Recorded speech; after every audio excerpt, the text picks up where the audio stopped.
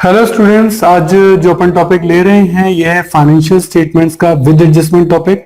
Normally students को ये topic बहुत टफ लगता है, लेकिन अगर इन एडजस्टमेंट्स को हम कॉन्सेप्चुअली समझें और हम देखें कि जनरल एंट्रीज का यूज करते हुए कैसे हम इन एडजस्टमेंट्स को अच्छे से समझ सकते हैं, तो वो एक्सपेरिमेंट में जो है इसमें करूंगा। आप बहुत ध्यान से इस टॉपिक को समझिए कि क्या चीज है, किस तरीके से होगी। काफी सारे एडजस्टमेंट इसमें आपके होते हैं, मोर देन 20 एडजस्टमेंट जो है वो आपके इसके अंदर होते हैं। मैं सभी टॉपिक्स को बारी बारी से जो है बोर्ड पे आपको समझाऊंगा कि क्या चीजें क्यों पीएल के डेबिट में आती है, क्यों क्रेडिट में आती है, क्यों वो ऐड हो रही है, क्यों वो लेस हो रही है, क्यों उनको बैलेंस शीट के एसेट्स या लायबिलिटी साइड में दिखाया जा रहा है। उन सब चीजों का एडजस्टमेंट अपन सीखेंगे बारी बारी से। तो सबसे पहले जो अपन टॉपिक देख रहे हैं वो है आपका आउटस्टैंडिंग एक्सपेंसेस का। तो सबसे पहले देखिए आउटस्टैंडिंग एक्सपेंसेस का मतलब क्या होता है। इसका मतलब होता है ड्यू बट नॉट पेड, यानी आपने काम तो करा लिया लेकिन पेमेंट अभी तक नहीं किया। इसकी जनरल एंट्री क्या होगी? इसकी जनरल एंट्री होगी, मान लो ये सैलरी है तो एंट्री होगी salary account debit to outstanding salary account. Sir इस एंट्री को थोड़ा सा जस्टिफाई करें। देखें, सैलरी को हमने डेबिट क्यों किया? क्योंकि ये हमारा एक्सपेंस है। और आउटस्टैंडिंग सैलरी को क्रेडिट हमने क्यों किया? क्योंकि ये हमारी लायबिलिटी है। इसको इस तरीके से ही आप समझें कि यहाँ पे डेबिट और क्रेडिट क्यों हो रहा है, क्योंकि इसी से ये आपका ट्रेडिंग एंड पीएल में आपको इसको पुट करने में आसानी रहेगी। ठीक है, तो अपन यहाँ एक ट्रेडिंग पीएल और बैलेंस शीट बना लेते हैं जो कि अपने थ्रू आउट द टॉपिक काम आएगा। ये आपका ट्रेडिंग अकाउंट है, ये आपका एक तरीके से पीएनएल अकाउंट है और ये आपका बैलेंस शीट है। ठीक है, तो मान लेते हैं कि आपको पहले से ही सैलरी दे रखी है और सैलरी आपको दे रखी है 35,000 और देन आपको कहा कि सर ये आपकी आउटस्टैंडिंग सैलरी आपकी हो गई है 5,000 की, आपने ये एंट्री कर दी। वैसे तो मैं एडजस्टमेंट के लिए आपको एक बहुत इंपॉर्टेंट बात बता दूं, जितने भी एडजस्टमेंट है वो डबल एंट्री सिस्टम के कारण कम से कम 2 जगह अपीयर होंगे। वापस बोल रहा हूं, जितने भी एडजस्टमेंट हैं वो डबल एंट्री सिस्टम के कारण कम से कम 2 जगह अपीयर होंगे। कैसे होंगे वो हम देखते हैं। देखो, सैलरी आपकी डेबिट हुई, टी शेप से इसको कोरिलेट करिए।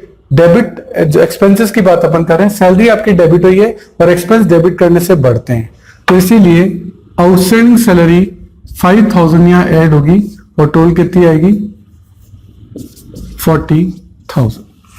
सही है, क्योंकि एक्सपेंस हमें बढ़ाने हैं और लायबिलिटी जो है वो हमने क्रेडिट की है। इससे लायबिलिटी क्रेडिट होने से क्या होता है, लायबिलिटी बढ़ जाती है, तो लायबिलिटी भी बढ़ेगी। तो ये आपकी क्या आ जाएगी? आउटस्टैंडिंग सैलरी यहां अलग से आ जाएगी। कितने रुपए? 5,000। तो देखिए, सैलरी डेबिट हुई है, एक्सपेंस बढ़ गए, ऐड हो गए ये वाले, और आउटस्टैंडिंग सैलरी क्रेडिट हुई है, तो ये आपकी लायबिलिटी का क्रिएशन हुआ है। क्योंकि लायबिलिटी क्रेडिट होने से बढ़ती है, तो आप देखिए आपकी लायबिलिटी भी बढ़ गई। कौन सी साइड में आ गई? ये लायबिलिटी साइड है और ये कौन सी साइड है? ये एसेट साइड है बैलेंस शीट की। सही है, तो इस तरीके से ये 2 जगह अपीयर होगी। जैसे इसमें मैं एक ट्रेडिंग का आइटम डाल के देखता हूं, वेजेस का डालते हैं अपन। देखिए, wages account debit to outstanding wages account, मान लेते हैं 3,000। ठीक है, तो वेजेस तो अब ट्रेडिंग में आती है, पेन में तो आ नहीं सकती। टू वेजेस मान लेते हैं कि आपको ट्रायल बैलेंस के अंदर पहले से ही दे रखा था कि आपकी 27,000 की वेजेस है। ठीक है, अब वेजेस को डेबिट किया, डेबिट करने से आपके एक्सपेंस बढ़ गए, तो उसको ऐड करना पड़ेगा। ऐड आउटस्टैंडिंग 3,000, टोटल हो गया 30,000। और आउटस्टैंडिंग वेजेस को आपने क्रिएट किया, इससे आपकी लायबिलिटी क्रिएट हो गई, लायबिलिटी बढ़ गई, तो उसको आउटस्टैंडिंग वेजेस 3,000 यहां दिखाना पड़ेगा, जितने की भी लायबिलिटी का क्रिएशन हुआ। सही है, तो इस तरीके से ये आपका आउटस्टैंडिंग का ट्रीटमेंट है। 2 जगह आएगा, पहले पीएनडी डेबिट में आया, फिर लायबिलिटी में आया। यहां भी देखो, पहले ट्रेडिंग के डेबिट में आया, फिर लायबिलिटी में आया। इस तरीके से आपका आउटस्टैंडिंग एक्सपेंस का ट्रीटमेंट जो है वो आपका होता है। सही है, एक और एक्सपेंस अपन देखते हैं, वो अपन देखेंगे प्रीपेड एक्सपेंस। देखें, नंबर 2 हम ले रहे हैं प्रीपेड एक्सपेंसेस। सर इसका मतलब क्या होता है? प्रीपेड एक्सपेंसेस का मतलब होता है पेड इन एडवांस। अगर आप कोई चीज एडवांस में पे कर दें तो इसको कहते हैं प्रीपेड, यानी आपने अगले साल का एक्सपेंस अभी से पे कर दिया। मैं वापस बोल रहा हूं, आपने अगले साल का एक्सपेंस अभी से पे कर दिया। फॉर एग्जाम्पल देखो, सैलरी कोई ले लेते हैं अपन। मान लो आपने सैलरी पे की, तो सैलरी पे करने की एंट्री क्या होती है? Salary account debit to cash, और आपने 45 पे की। अब आपको पता लगा सर सैलरी तो 40 थी, हमने 45 पे कर दी। 5000 तो अगले साल की थी, हमने अभी से पे कर दी, यानी हमने ज्यादा डेबिट कर दी। तो अब ज्यादा डेबिट कर दी, खर्चे ज्यादा हो गए, उनको कम करने के लिए क्या करें? क्रेडिट करें।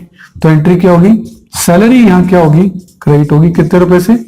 5000 से। और हमने ज्यादा पे कर दी, अगले साल का खर्चा जो कि हमने अभी पे कर दिया, तो पेड इन एडवांस हो गया, और पेड इन एडवांस आपका एसेट्स होता है। तो एंट्री होगी, प्रीपेड को आप डेबिट कर देंगे, prepaid salary account debit to salary 5000। देख लीजिए, prepaid salary account debit to salary 5000। Sir इसका क्या फर्क पड़ेगा, ये ऐसा क्यों किया हमने? तो देखो, प्रीपेड सैलरी को डेबिट क्यों किया? क्योंकि हमारी एसेट्स है, क्योंकि हमारी एसेट्स है, क्योंकि अपन ने अगले साल का खर्चा अभी पे कर दिया, तो ये आपकी क्या बन गई? एसेट। सर सैलरी को क्रेडिट क्यों किया? सैलरी को क्रेडिट करने का बड़ा इंपॉर्टेंट रीजन है कि हमने पहले सैलरी को ज्यादा डेबिट कर दिया था, उसको कैंसिल करने के लिए। किस लिए? उसको कैंसिल करने के लिए आपने क्या किया है? क्रेडिट किया है। नहीं तो बच्चे उलझ जाते हैं कि यार एक्सपेंस कैसे क्रेडिट हो सकता है? एक्सपेंस एक्चुअली ज्यादा एक्सीड कर गया था, डेबिट ज्यादा हो गया था, उसको कम करने के लिए क्रेडिट किया। अदरवाइज एक्सपेंस कभी क्रेडिट नहीं होता, तो उसको कैंसिल करने के लिए तो क्रेडिट करना ही पड़ेगा। अब एग्जांपल देखते हैं अपन। देखिए सैलरी का आ गया ये अपना। तो देखो सैलरी आपकी 45,000 गिवन थी, आपने उसमें से क्रेडिट कितनी कर दी? 5,000। तो सैलरी कम हो गई, खर्चा कम हो गया, प्रीपेड 5,000, तो अब खर्चा कितना हो गया? 40, जो आपको दिखाना था।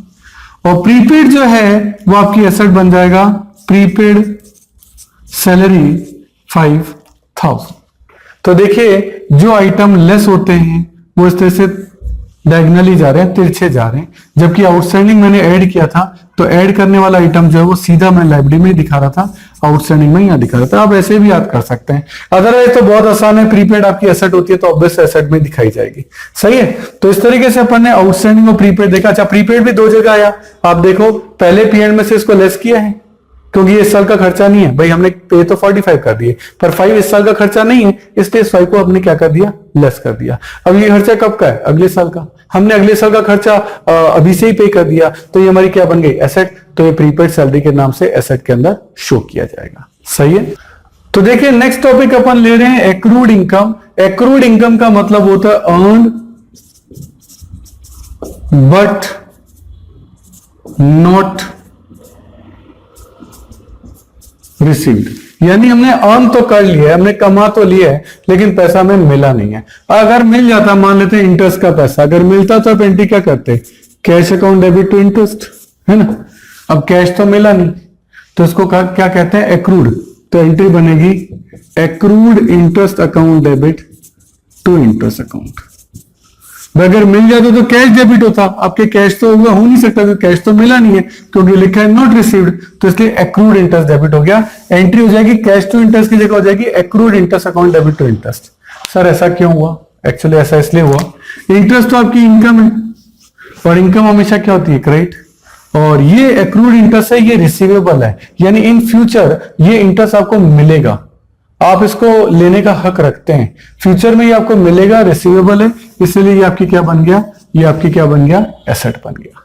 सर ये कैसे दिखाते हैं? तो देखिए, इंटरेस्ट आपकी इनकम है, मान लेते हैं इंटरेस्ट की इनकम आपकी 10,000 और 2,000 का इंटरेस्ट अभी तक आपको मिला नहीं, तो आपने इंटरेस्ट को क्रेडिट किया।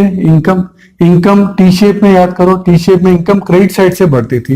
ये कुछ रूल है जो कि आप याद कर लो। टी शेप में अपन पढ़ते थे कि एक्सपेंस और एसेट ये डेबिट से बढ़ते हैं और क्रेडिट से कम होते हैं, और liability income and capital, LIC कहते हैं इसको शॉर्ट में, ये क्रेडिट से बढ़ते हैं और डेबिट से कम होते हैं। ये 5 फंडामेंटल अकाउंट है, ये 2 तो डेबिट से बढ़ते हैं और ये 3 जो है क्रेडिट से बढ़ते हैं। ये फंडामेंटल रूल्स हैं, ये आपको आने चाहिए। अगर आपको अकाउंटेंसी में इन चीजों को समझना है तो ये चीजें पहले आपको याद होनी चाहिए कि एक्सपेंस और एसेट डेबिट से बढ़ते हैं लेकिन क्रेडिट करने से कम हो जाते हैं, और इनकम्स लायबिलिटी इनकम और कैपिटल क्रेडिट करने से बढ़ती है लेकिन डेबिट करने से कम हो जाती है। फॉर एग्जांपल अपन यहां लेते हैं, ये इंटरेस्ट है, ये हमारी इनकम है, और इनकम क्रेडिट करने से बढ़ती है इसलिए हमारी इनकम बढ़ेगी। ठीक है, ये अक्रूड इंटरेस्ट है, ये हमारी एसेट है, और एसेट डेबिट करने से बढ़ेगा इसलिए डेबिट किया है और इनकम को क्रेडिट किया है। सही, हर रूल यहां से चल रहा है, आपको ये याद भी होना चाहिए और उसको अप्लाई करना भी आपको आना चाहिए। अब देखिए करते हैं इसको। इंटरेस्ट आपका क्रेडिट हुआ तो बढ़ गई इनकम, मान लेते हैं 2000 है, तो आपका एक्रूड इंटरेस्ट यहां बढ़ गया कितने रुपए, 2000, और आपकी इनकम कितनी हो गई, 12000। सही है, इंटरेस्ट क्रेडिट हुआ था इससे इनकम बढ़ गई, और एक्रूड इंटरेस्ट डेबिट हुआ, डेबिट करने से वो आपकी एसेट बन गई, तो एक्रूड इंटरेस्ट यहां आपका आ जाएगा 2000। तो ये डेबिट है, ये करने से आपकी एसेट बढ़ गई। और तुकबंदी भी एप्लीकेबल हो रही है, जो चीजें ऐड होती हैं वो सीधी गिरती हैं, तो देखो सीधी यहां गिर रही है। मैंने पहले आउटस्टैंडिंग के लिए बताया था कि वो सीधा गिरेगा तो लायबिलिटी में, और एक्रूड के लिए बता रहा हूं वो सीधा गिरेगा तो कहां गिरेगा, एसेट्स में गिरेगा। तो ये है आपका accrued interest, earned but not received. सारी चीजें जर्नल एंट्री से बन रही है, तो जर्नल एंट्री को इनसे समझना है और वहां एप्लीकेबल करना है कि वो ऐड होगा या लेस होगा। सही है। अगर आपको मेरे वीडियोस पसंद आ रहे हैं तो देखिए एक लाइक, शेयर और सब्सक्राइब तो बनता है, तो मेरी खुशी के लिए एक लाइक तो कर दीजिए। देखिए आपका टाइम बड़ा कीमती है, तो यदि नोट्स लिखने में आप अपना टाइम बचाना चाहते हैं और वर्कशीट भी गेट करना चाहते हैं तो इन सभी की पीडीएफ का लिंक नीचे डिस्क्रिप्शन में गिवन है, आप वहां जाके देख सकते हैं। तो देखिए नेक्स्ट टॉपिक अपन ले रहे हैं अनअर्न्ड इनकम का। अनअर्न्ड इनकम का मतलब होता है रिसीव्ड इन एडवांस, यानी काम अभी किए ही नहीं है और पैसे जो है वो पहले ही मिल रहे हैं, इसीलिए इसको बोलते हैं रिसीव्ड इन एडवांस। अब आपने काम किया ही नहीं है तो कमाया ही नहीं है, इसलिए इसको क्या बोलते हैं, अनअर्न्ड इनकम, कि पैसे मिल गए काम अभी किया नहीं है।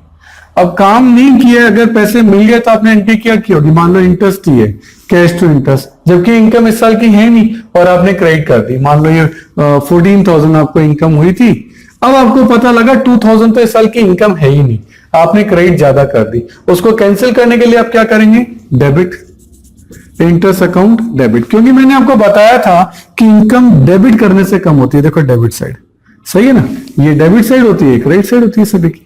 तो इनकम डेबिट करने से कम होती है, मैंने कम कर दी। Interest account debit to unearned income 2000, तो इससे इंटरेस्ट डेबिट हुआ, इनकम डेबिट हुई, इनकम डेबिट करने से कम होती है, इसलिए 2000 की इनकम को आप अनअर्न्ड इनकम को कम कर दीजिए, अब आपकी इनकम हो गई 12,000। सही है। इंटरेस्ट को हमने डेबिट क्यों किया, हमने इनकम को कम करने के लिए किया। और सर अनअर्न्ड इनकम को क्यों किया, क्योंकि हमारी लायबिलिटी बढ़ रही है और हम जानते हैं कि लायबिलिटी क्रेडिट साइड से बढ़ती है। सही है, तो ये आपका अनअर्न्ड इनकम हो गया और ये आपका यहां आ गया और ये लायबिलिटी बनेगी, तो ये आपका यहां आ जाएगा अनअर्न्ड इंटरेस्ट, कितने रुपए, 2000 रुपये। अच्छा, मैंने आपको कहा था जो चीजें ऐड होती है सीधी गिरती है, इसलिए ये तो यहां आया था, लेकिन ये तो लेस हो रही है, लेस हो रही है तो डायगोनली आएगी, तिरछी आएगी और ये लायबिलिटी के अंदर अपीयर होगी। तो ये आपका अनअर्न्ड इनकम का है। ये 5 टी शेप अकाउंट हैं, इनको आप याद कर लीजिए, बहुत इजीली आपका काम जो है वो हो जाएगा। तो ये याद है तो बहुत ही अच्छा है, जिससे कि यूज करना जो है आपके लिए आसान हो जाएगा। तो नेक्स्ट टॉपिक अपन ले रहे हैं क्लोजिंग स्टॉक के लिए। देखिए क्लोजिंग स्टॉक क्या है, वो स्टॉक, वो गुड्स जो कि साल के एंड तक नहीं बिक पाई, जिसको हम सेल नहीं कर पाए।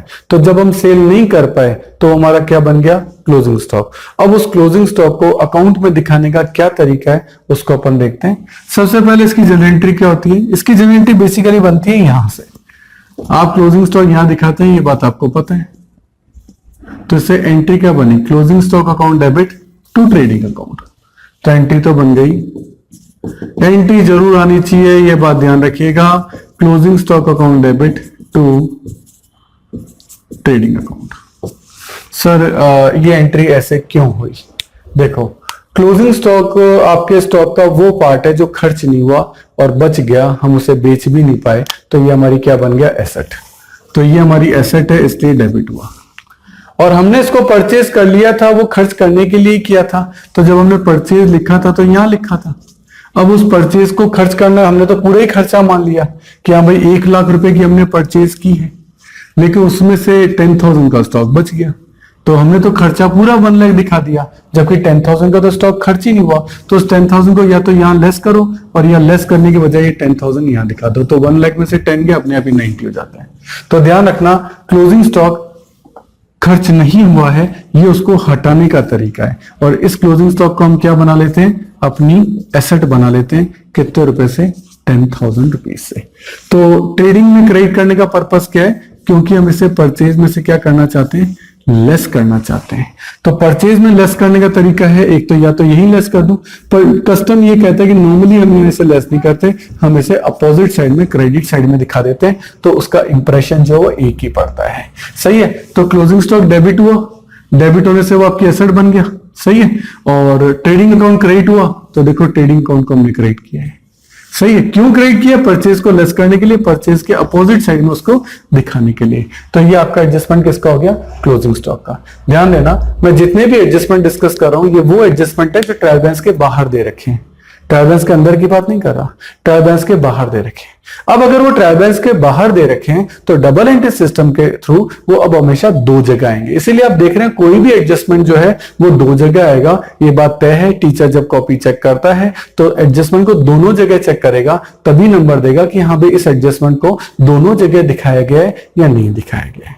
देखिए स्टूडेंट, जितने भी वीडियो हमने बनाए हैं, उनके जितने भी क्वेश्चन मैं वीडियोस में करा रहा हूं, उनका लिंक आपको डिस्क्रिप्शन में दे रखा है।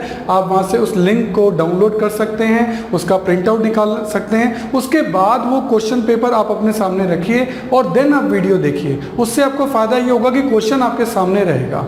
तो ये चीज़ जरूर से कर लेनी है। और मैं आपको एक बार स्पेशल बताना चाहता हूँ कि ये जो वीडियो है ये तो ट्रेलर है। अगर आपको हमारे सारे वीडियो देखने हैं तो आपको हमारी मोबाइल ऐप सब्सक्राइब करना चाहिए। उसका नाम है अनुराग क्लासेस, और इसमें आपको हमारे सारे वीडियो देखने को मिलेंगे। क्यों, देखो यूट्यूब तो ट्रेलर है, सारे वीडियो नहीं होते। अगर आपको सारे वीडियो देखने हैं तो आपको हमारी मोबाइल ऐप सब्सक्राइब करनी पड़ेगी। उसमें आपको सारे वीडियोस मिलेंगे, उसमें आपको नोट्स मिलेंगे, प्रिंटेड नोट्स भी होंगे, हैंड रिटन नोट्स भी होंगे। मतलब आप हर तरीके के नोट्स वहाँ ले सकते हो। उसमें भी उसकी जो मेंबरशिप है वो प्रीमियम भी है और स्टैंडर्ड भी है, जो भी आप लेना चाहें। और आपको वहाँ अदर बुक्स के इंपॉर्टेंट पिक्स, अच्छे डायग्राम, अच्छे क्वेश्चन, अच्छे पैराग्राफ, वो भी आपको जो है इस ऐप के अंदर मिलेंगे। और इसके अलावा बहुत ही important point, MCQ test. MCQ test का पैनल है जिसमें आप जितने भी टेस्ट वहाँ देंगे उसमें ऑप्शंस होंगे ABCD, उसमें ट्रू एंड फॉल्स के क्वेश्चन होंगे, उसमें फिल इन द ब्लैंक्स के क्वेश्चन होंगे। आपने 40 क्वेश्चन का टेस्ट दिया, जैसे ही सबमिट किया विदिन 5 सेकेंड्स आपका रिजल्ट आपके सामने है। तो ये मोबाइल ऐप मैं जरूर चाहूँगा आप जरूर से सब्सक्राइब करिए। मेरा नंबर है 9829224488। आप ऑफिस आवर्स में कभी भी मुझे कॉल कर सकते हैं। Thank you. देखिए स्टूडेंट, हमारे चैनल से जुड़ने का फायदा आपको नेक्स्ट 7 इयर्स तक मिलेगा, क्योंकि हमारी रेंज बहुत बड़ी है। नॉर्मली आप चैनल्स पे देखेंगे वो 1 या 2 या 3 सब्जेक्ट पढ़ा रहे हैं, लेकिन मैं आपको बहुत बड़ी रेंज दूंगा। यदि आपकी और मेरी ट्यूनिंग जमती है तो ये बहुत लॉन्ग लास्टिंग रहेगी, और वो ट्यूनअप में आपको बार बार नई ट्यूनअप नहीं करनी पड़ेगी, क्योंकि आपकी ट्यून मुझसे जम चुकी है। क्यों? क्योंकि मैं आपको बता रहा हूँ कि मैं 11th में आपकी अकाउंट्स, स्टेट्स और माइक्रो इकोनॉमिक्स लूंगा। 12th में मैं आपकी अकाउंट्स, मैक्रो और इंडियन इको लूंगा। बीकॉम के अंदर मैं आपकी corporate accounting, advance accounting, costing, financial management, budgeting, income tax etcetera, जो भी आपके जिस भी नाम से ग्रेजुएशन के अंदर ये कोर्स होंगे, इन सब के वीडियो हमने ऑलरेडी बना रखे हैं। मोबाइल ऐप आपकी बना रखी है, तो आपको बहुत सारी फैसिलिटीज हम देने जा रहे हैं। इसके अलावा CA, CS और CMA के फाउंडेशन और इंटर कोर्सेज में जितने भी प्रैक्टिकल हैं या इकोनॉमिक्स से रिलेटेड टॉपिक हैं, उन सब के वीडियो आपके तैयार मिलेंगे। पूरा स्टडी मटेरियल, पूरा नोट, सब चीज़ A to Z आपको रेडी मिलेगी। और इसके अलावा मास्टर्स अगर आप कर रहे हैं उसमें भी QT है या मैनेजरियल इकोनॉमिक्स है, डायरेक्ट टैक्स है। QT का मतलब क्वांटिटेटिव टेक्निक्स, डायरेक्ट टैक्स है, इनडायरेक्ट टैक्स है, एडवांस टैक्स है, यानी पूरी कंप्लीट प्रैक्टिकल जितने भी न्यूमेरिकल सब्जेक्ट होते हैं सब आपको हमारे चैनल पे और हमारे मोबाइल ऐप पे मिलेंगे, जो कि आपको नॉर्मली बाकी चैनल्स पे नहीं मिलते हैं। हर साल आपको नए चैनल पे शिफ्ट होना पड़ता है, और यहाँ आपको एक ही चैनल पे कंप्लीट सॉल्यूशन मिलेगा।